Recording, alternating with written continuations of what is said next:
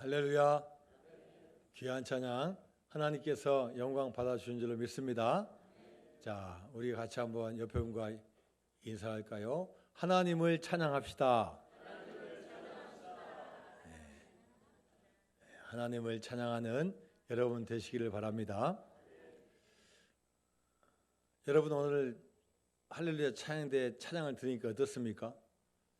그냥 말씀만 먼저 들으면은 이 팍팍한 마음에 말씀이 잘 안 들어올 수가 있는데 찬양을 통해서 우리 마음 문을 열어줍니다. 찬양할 때 우리가 즐겁고 또 기쁘고 마음 문이 열립니다. 노래에는 힘이 있습니다. 노래는 삶을 풍성하게 만들고 또 우리 인생을 아름답게 만듭니다. 기쁠 때 노래하는 것은 더 기쁘고 더 신나는 일입니다. 반면에 힘들고 어려울 때 하는 노래는 또한 우리에게 위로를 주기도 합니다. 어부들도 노래합니다. 파도와 싸우고 외로움과 싸우기 위해서 어부들도 노래합니다. 어부가가 있습니다. 농부들도 노래합니다. 농사 지으면서 모여서 농사 노래를 합니다. 어기야 영차, 제가 잘은 몰라요. 어쨌든 간에 같이 막 힘을 내자고 노래를 합니다. 전에 내려온 민요들이 얼마나 많은지 몰라요. 농사에 관한 노래가 아주 많습니다. 나라마다 노래가 있습니다. 나라마다 국가가 있어요. 여러분 우리 애국가 부를 줄 아십니까? 한번 1절 앞에만 한번 불러보실까요? 동해물과 백두산이 마르고 닳도록 하나님이 보호하사 우리나라 만세. 1절 첫 마디만 불러도 이게 감동이 돼요. 어떻게 그 가사를 하나님이 보호하사 우리나라 만세. 어떻게 이런 멋진 가사를 지었을까? 애국가를 부르다 보면요, 괜히 내가 애국자 된 것 같아요. 나라를 위해서 별로 한 것도 별로 없는데 애국자가 된 것 같아요. 또 여러분 특히 외국에서 살고 계신 우리 동포들 오고 싶어도 못 오는 분이 얼마나 많습니까?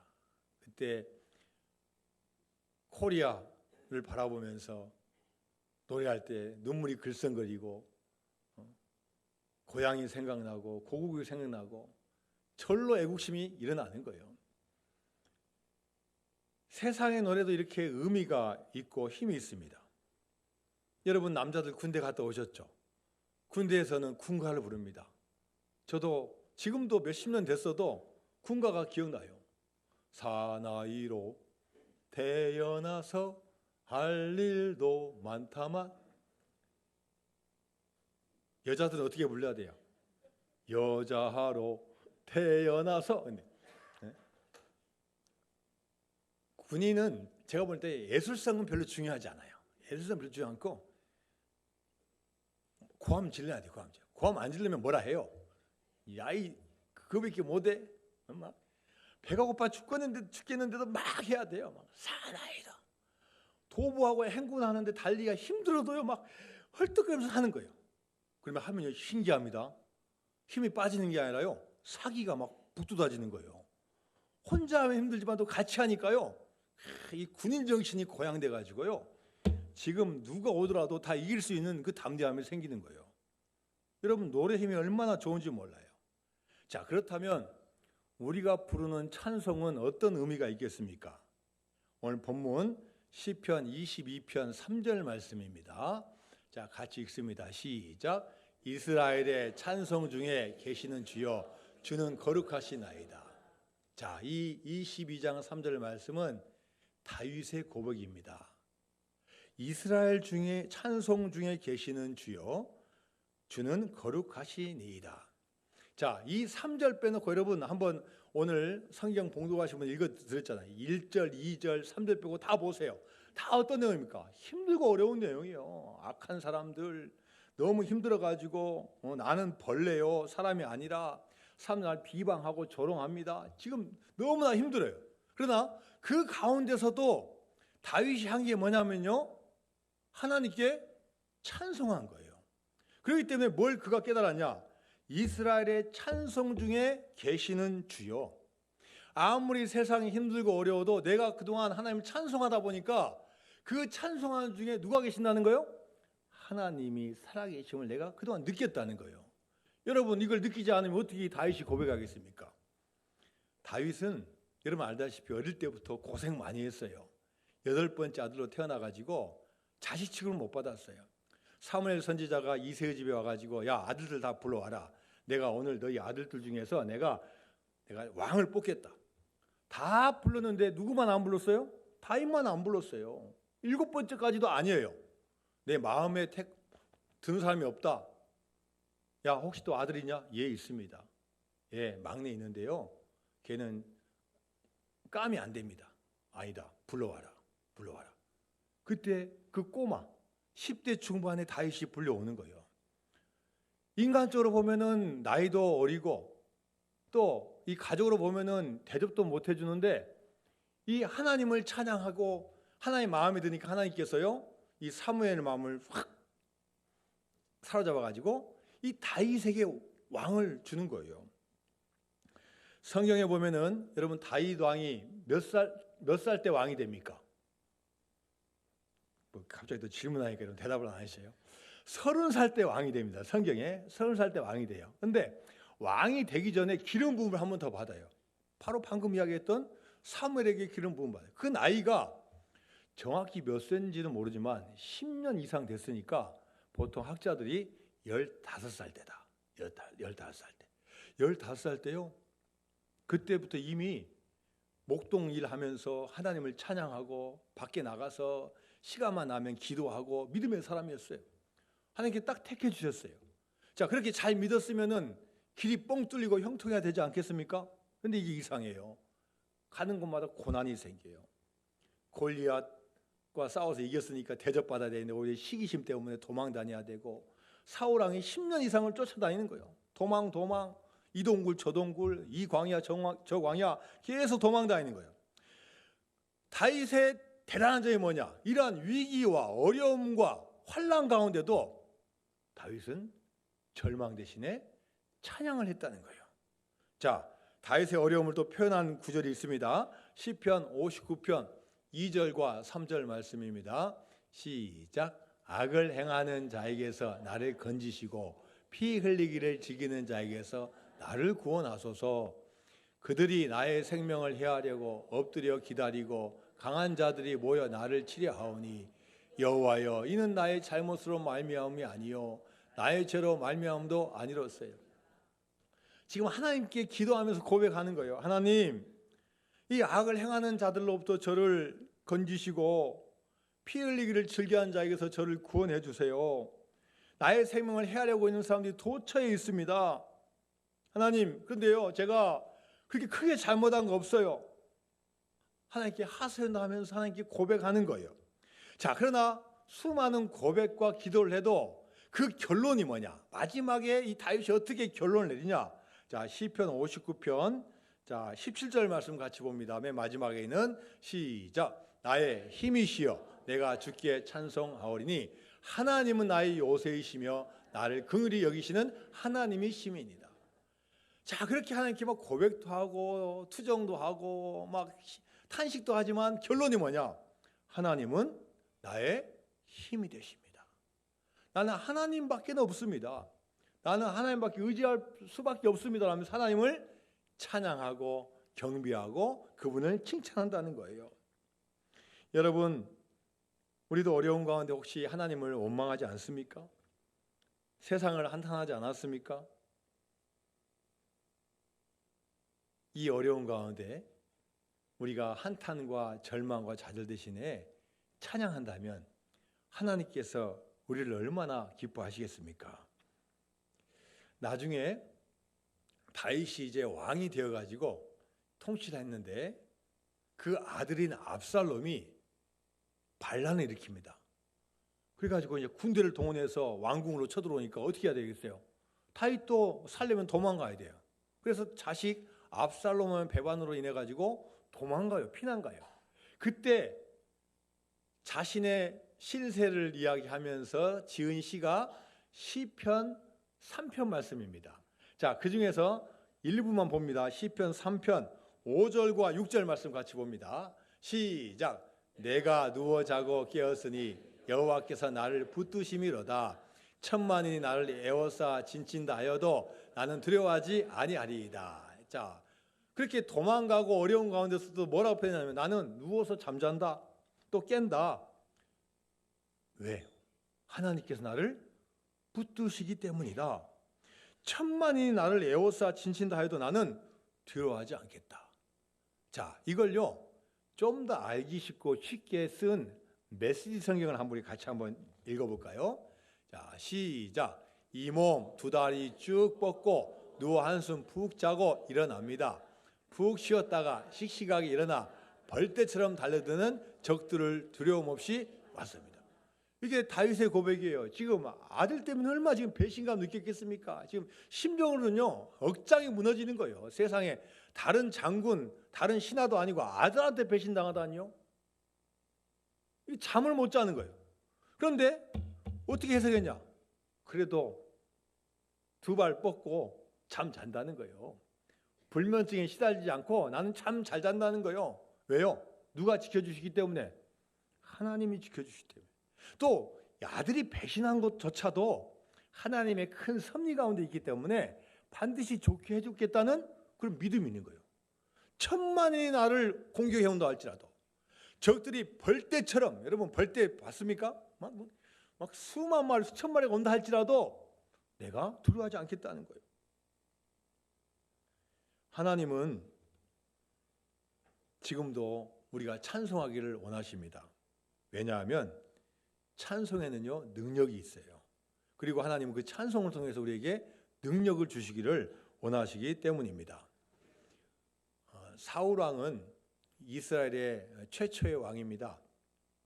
처음에는 겸손했어요. 그래서 이제 블레셋과의 싸움, 여러 가지 싸움에서 계속 이기니까 이제 자신감이 생기는 거예요. 그러니까 이제 하나님 의지하지 않고 이제 자기 마음대로 해요. 하나님의 말씀을 사무엘 선지자가 왕이시여 그렇게 하면 안 됩니다 하더라도 뭐 자신감이 있으니요 말 안 듣는 거예요. 자신의 뜻만 내세웁니다. 여러 번 경고했는데도 듣지 않으니까 결국 하나님의 영이 떠나가는 거예요. 하나님의 영이 떠나가고 악한 영이 들어요. 악한 영. 그래서 이 악한 영을 이 학자들이 연구해 보니까 요즘으로 말하면 뭐냐? 정신분열, 강박증, 뭐 이런 증세가 지금 막 있는 거예요. 갑자기 좋다가 갑자기 완색이 막 변하고, 갑자기 막 웃다가 갑자기 막 돌변해가지고 누구를 죽이려고 하고, 막 다윗에게 막 죽이려고 하고, 막 옆에 있는 신하들 막 마음대로 막 죽이고. 자, 그래서 이 신하들이 왕에게 진언을 해요. 왕이시여, 지금 왕께서는 건강 상태가 좋지 않으시니까 지금 한 청년을 불러다가 음악을 잘하는 청년을 불러다가 음악을 들으시죠. 그러면 이 음악이 치료가 된답니다. 자, 그래서 그럼 한번 해보자. 그래서 불려왔는데 누가 불려왔어요? 다윗이 온 거예요. 다윗이 왔어요. 그 다윗이 무슨 악기를 가져왔냐? 수금을 가져. 수금을 가요. 그러니까 수금을 이제 딱 켜면서 뭐 하겠습니까? 노래하는 거죠. 그때 나이가 아마 다윗이 이제 20세 이렇게 됐으니까 한 막 오랫동안 계속 하나님을 찬양하고 경배하고 양치면서 계속 시간 나면 이런 찬양을 하니까 하나님이 그 가운데 임재하시는 거예요. 그래서 그 순간에 뭐가 떠나가요? 악령이 떠나가더라. 찬양하고 악기를 연주하고 할 때 하나님이 거기 계신다는 거예요. 찬양에는 이런 능력이 있습니다. 하나님은 우리가 찬송하기를 원하고 계십니다. 하나님 우리 본분이 하나님을 찬양하는 것에 있다고 아예 규정을 지어주셔요. 자, 이사야서 43장 21절 말씀 같이 봅니다. 시작. 이 백성은 내가 나를 위하여 지었나니 나를 찬송하게 하려 함이니라. 이 백성은 여기서 나가 누구예요? 여호와 하나님이요. 나를 위하여 지었나니 나를 찬송하게 하려 합니다. 이 모든 피조물을 하나님이 지으셨고 이 피조물들은 뭐 해야 된다고요? 나를 찬송해야 된다고 규정해 놓으신 거예요. 여러분 우리가 인생을 방향을 잘못 정하고 많이 방황합니다. 어쩔 수 없어요.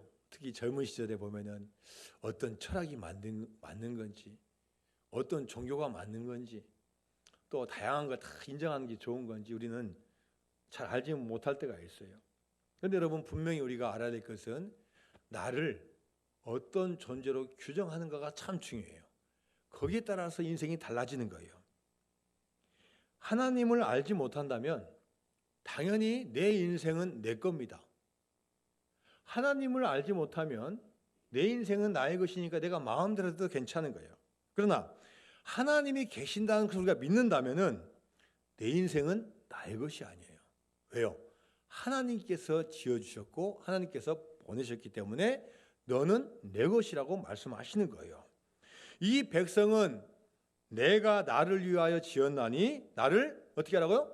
찬송하게 하려 합니다. 우리가 정말 하나님의 백성이라면 우리가 그분을 찬양하고 그분께 기도하고 그분이 원하시는 길을 걸어가야 될 줄로 믿습니다.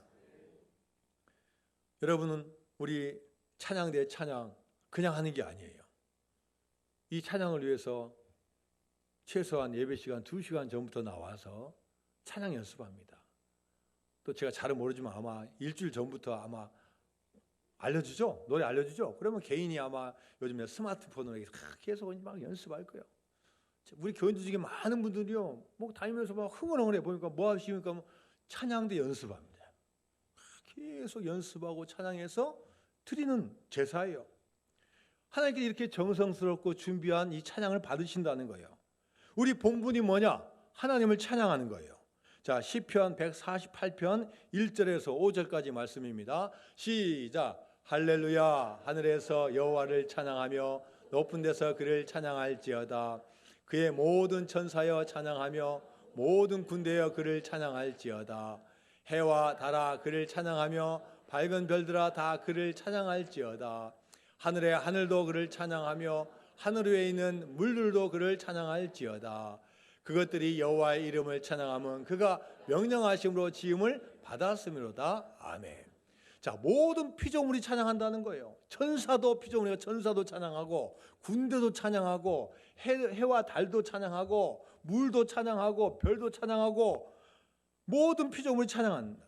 왜요? 우리는 지음 받았다. 지음 받은 존재이기 때문이라는 거예요.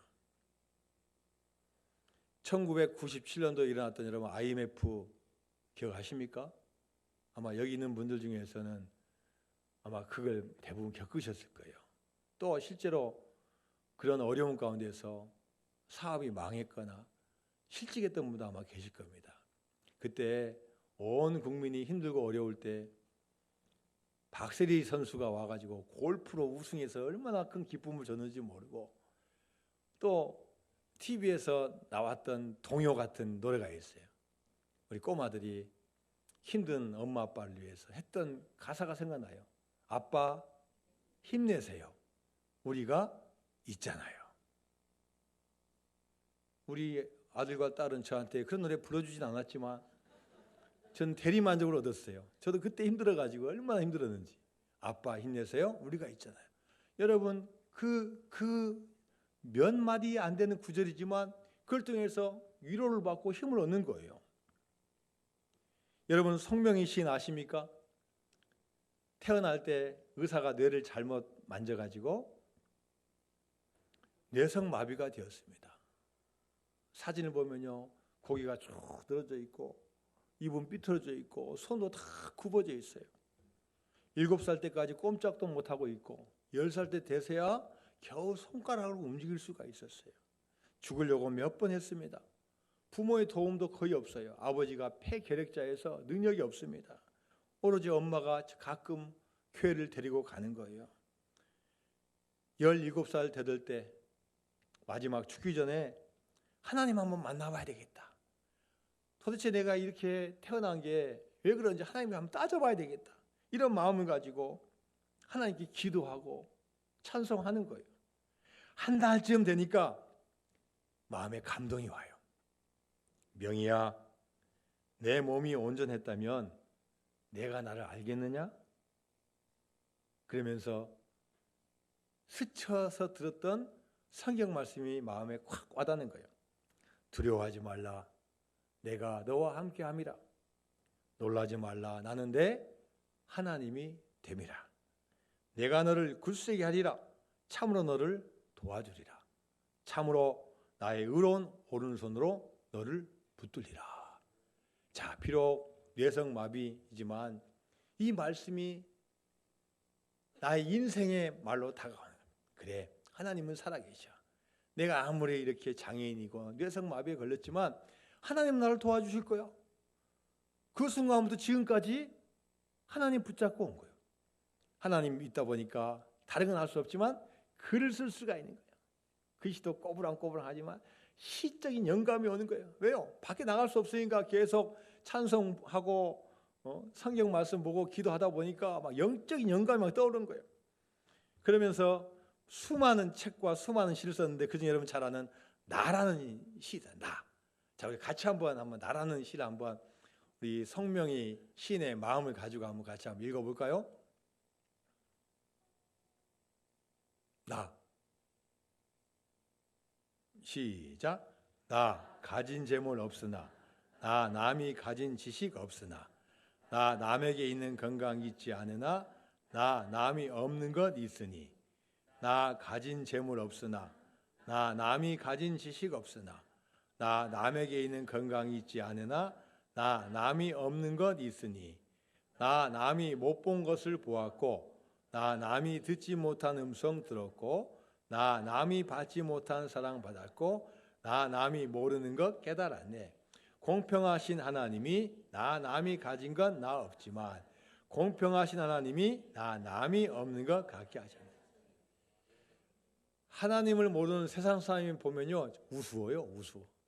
그런데 하나님의 마음을 가지고 보니까요 나 같은 장애인에게도 하나님께서 얼마나 귀한 존재인지를 고백하는 거예요.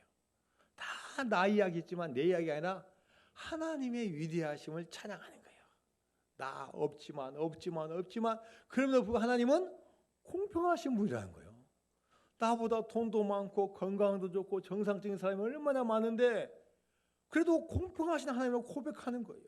여러분 이런 고난 가운데 시를 쓰고 찬양하는 이 성명의 시인을 보고 하나님께서 얼마나 기뻐하시겠습니까? 아마 어떤 정상적이고 건강한 피조물보다도 더 사랑하시고 기뻐하실 거예요. 여러분 찬송은 기쁠 때만 드리는 게 아닙니다. 찬송은 기쁠 때도 해야 되지만 힘들고 어려울 때도 해야 됩니다. 힘들고 어려울 때 찬양 우리에게 힘을 주고 다시 일으켜 세워주고 하나님께서 함께해 주시는 능력을 우리에게 허락해 주십니다.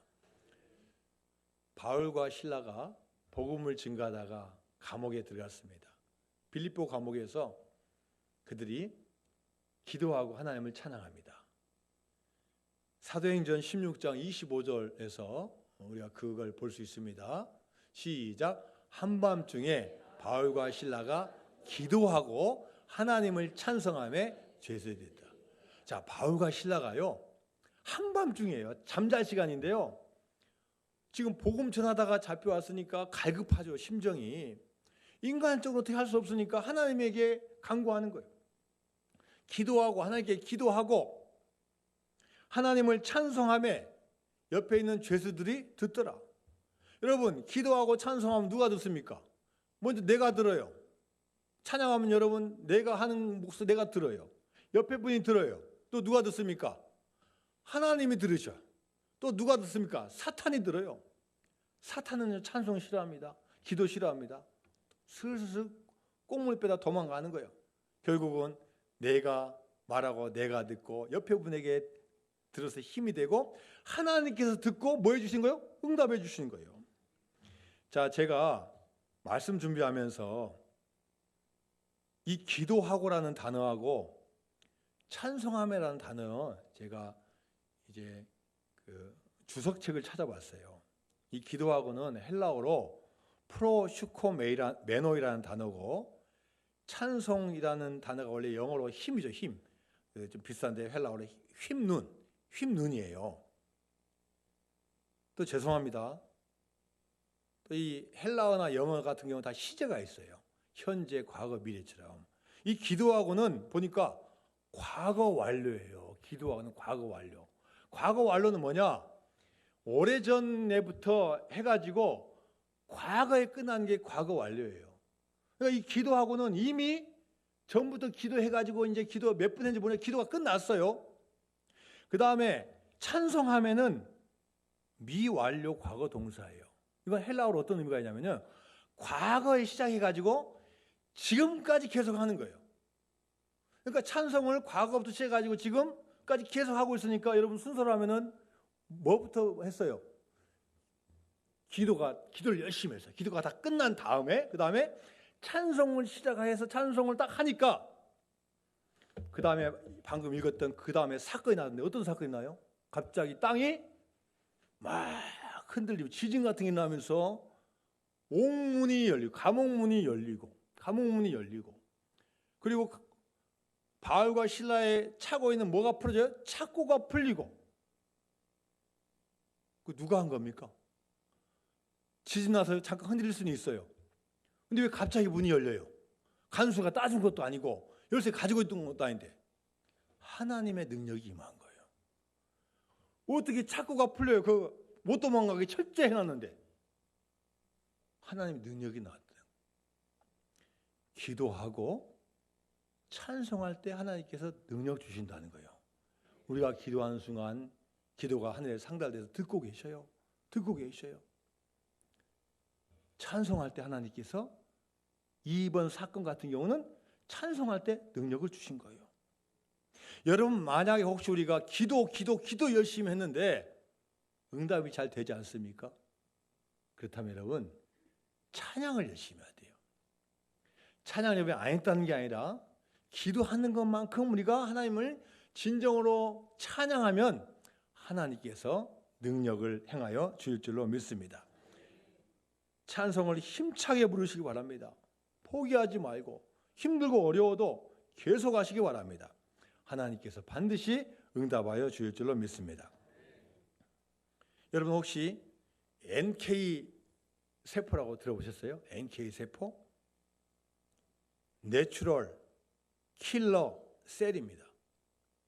이 세포는 바이러스 및 암세포 대응 백혈구로 선천성 림프구 세포의 일종이에요. 이 세포는 인체의 나쁜 세포를 골라서 죽이는 역할을 해요. 얼마나 좋은 세포인지 몰라요. 외부에서 침입한 적이 아니라 내부에서 감염되어 있거나 잘못된 세포를 죽이는 거예요. 특히 뭘 죽이냐? 암세포를 죽이는 역할을 하는 게 이 NK 세포예요. 그런데 여러분, 이 세포가 적으면 안 돼요. 어느 정도 비율이 적당히 있어야 되고 이게 활동을 열심히 해야 돼요. 이 세포가 가장 활동적으로 활성화를 시킬 수 있는 게 바로 뭐냐? 웃는 거예요. 웃는 거. 뭐라고요? 웃는 거. 그래서 많이 웃으면은 병에 잘 안 걸린다는 거예요. 걸려도 빨리 회복된다는 거예요. 자, 그럼 우리가 한번 웃어봐야 돼요. 자, 한번 큰 소리로 한번 다 웃어봅니다. 시작. 하하하. 보니까 호호호야. 다시 한번 시작. 하하하.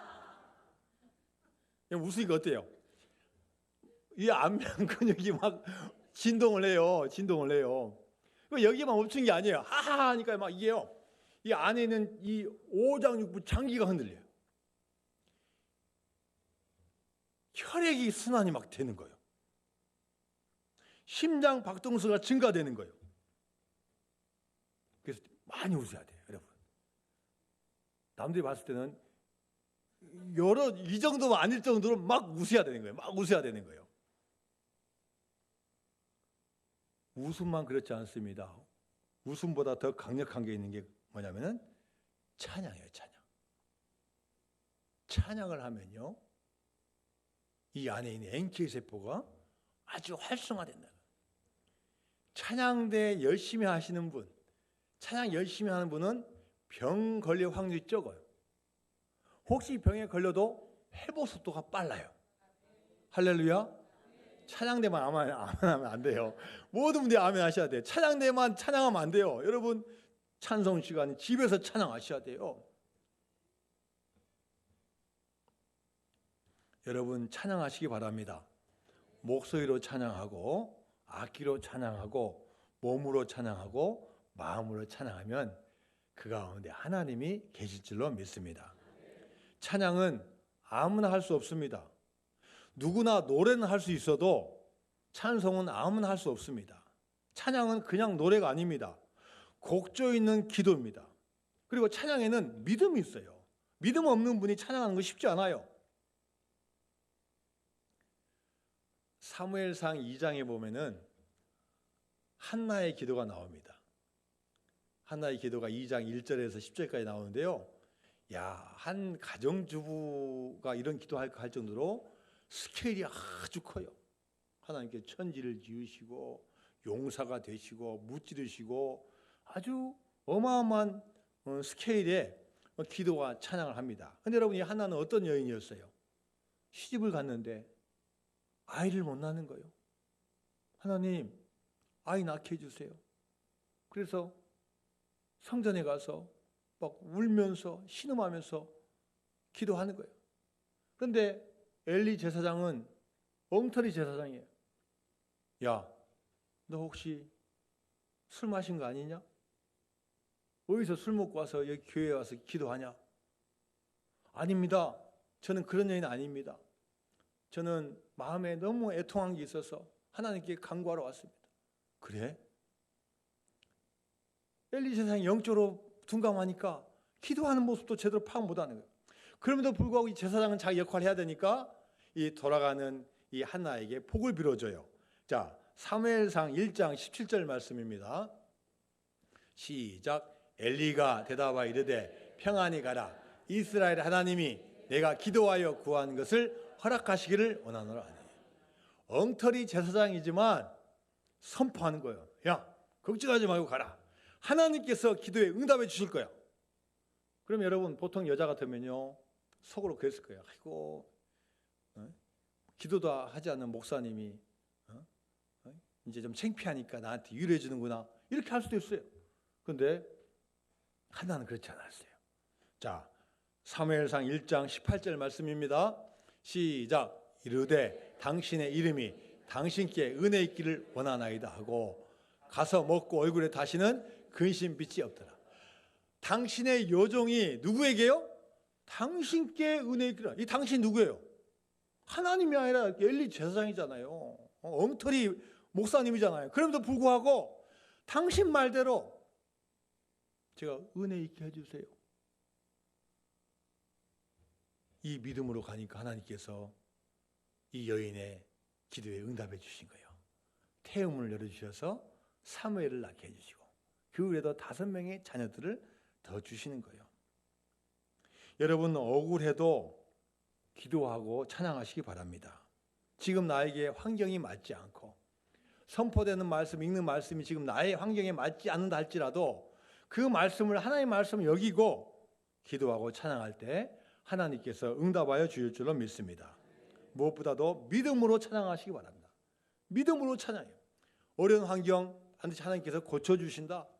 이 고난 반드시 하나님께서 지나가게 해주신다. 이 믿음으로 찬양하면 하나님께서 능력과 역사를 행하여 주실 줄로 믿습니다.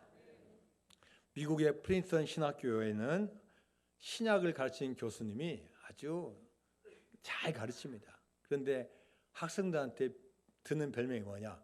찬양 음치예요.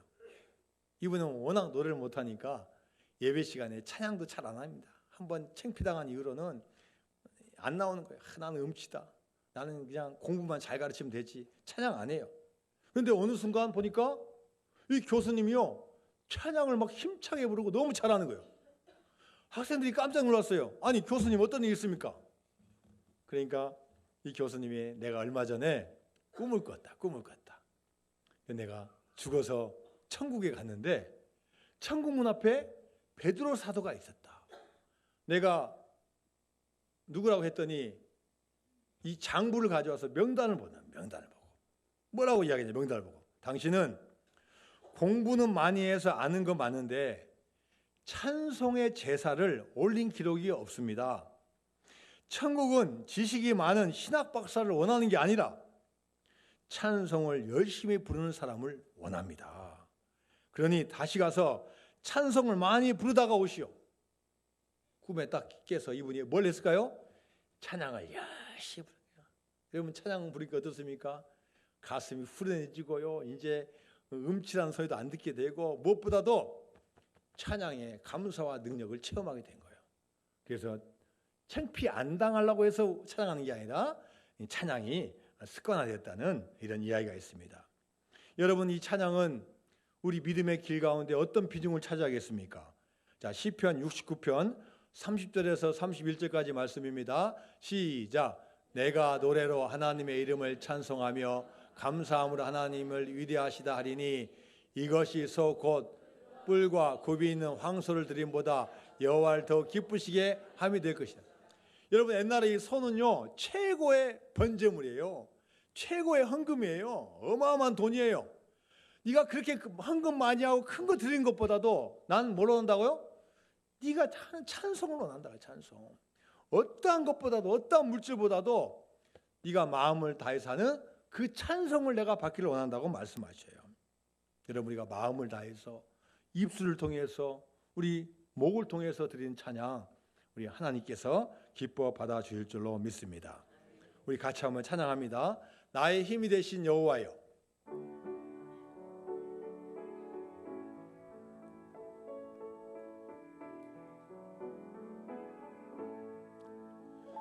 나의 힘이 되신 여호와여, 내가 주님을 사랑합니다.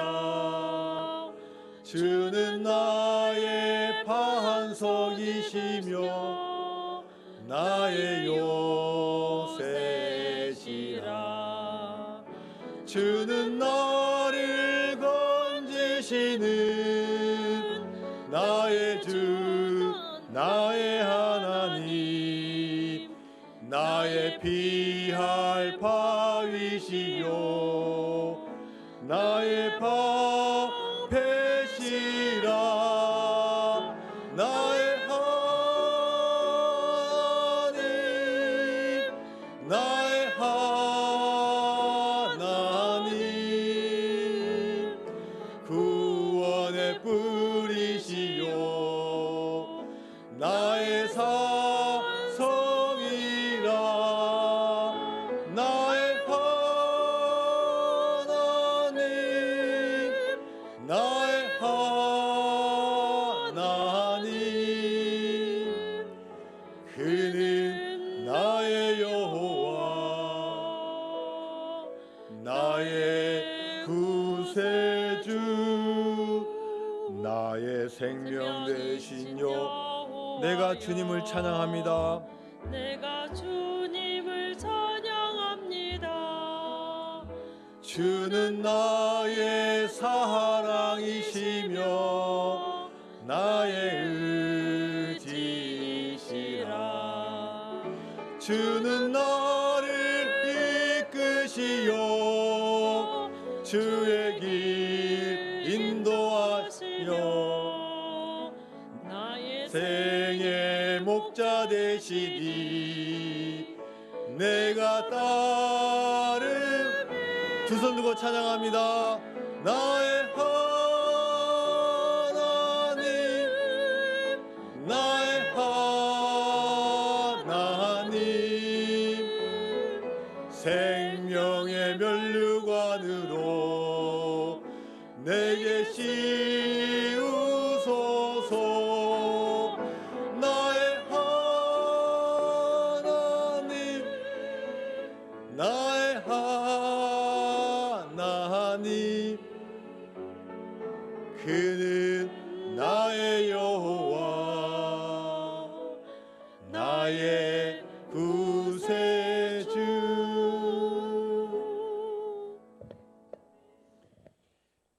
야곱이 외삼촌의 집에 가서 외삼촌 딸인 라헬에 반했습니다. 라헬 주세요 하니까 7년 동안 열심히 일해라. 그래서 7년을 수일처럼 열심히 일했어요.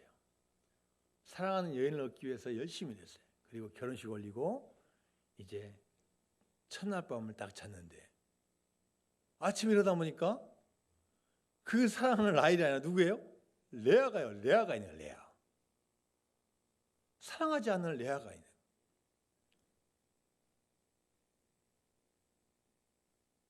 아니 이거 약속 위반 아닙니까? 야, 우리 지역에서는 동생이 먼저 결혼한 법이 없다. 레아랑 먼저 살고 동생 얻으려면은 7년 동안 더 일해라. 그래서요, 결국은 열심히 돼가지고 둘 다 얻었어요. 자, 라헬은 행복하지만 여러분, 레아는 어떻겠습니까? 참, 남편에게 사랑받지 못한 여인, 실수로 결혼한 여인. 근데요, 하나님은 인간적으로 힘들고 어려운 여인을 위로해 주셔요. 그래서 아들을 주시는데 그 주신 목적이 뭐냐 그러면은 불쌍히 여겨 주셔서 그 기도 들으시고 너무나 불쌍하니까 남편에게 사랑 못 받으니까 하나님께 사랑을 더 주시는 거예요. 그래서 아들을 4명 낳아요. 4명 낳아요. 누구 낳았습니까? 첫 번째부터 루벤, 둘째 시므온, 셋째 레위, 네 번째 유다를 낳는 거예요. 유다. 자, 여러분, 유다 있죠. 유다는 유다 지파에서 누가 나옵니까?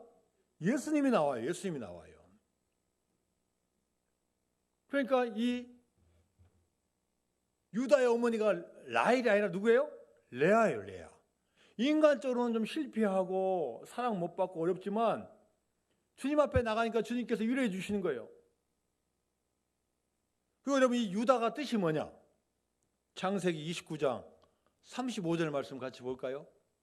시작. 그가 또 임신하여 아들을 낳고 이르되 내가 이제는 여호와를 찬송하리로다 하고 이로 말미암아 그가 그 이름을 유다라 하였고 그의 출산이 멈춰. 유다라는 이름 누가 지어줬어요? 엄마 레아가 지어줬어요.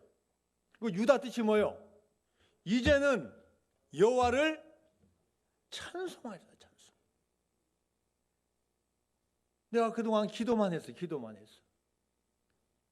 내가 인간적으로 불행하니까, 라헬보다 불행하니까 기도는 했지만 찬송할 줄 몰랐어요. 기뻐할 줄 몰랐어요.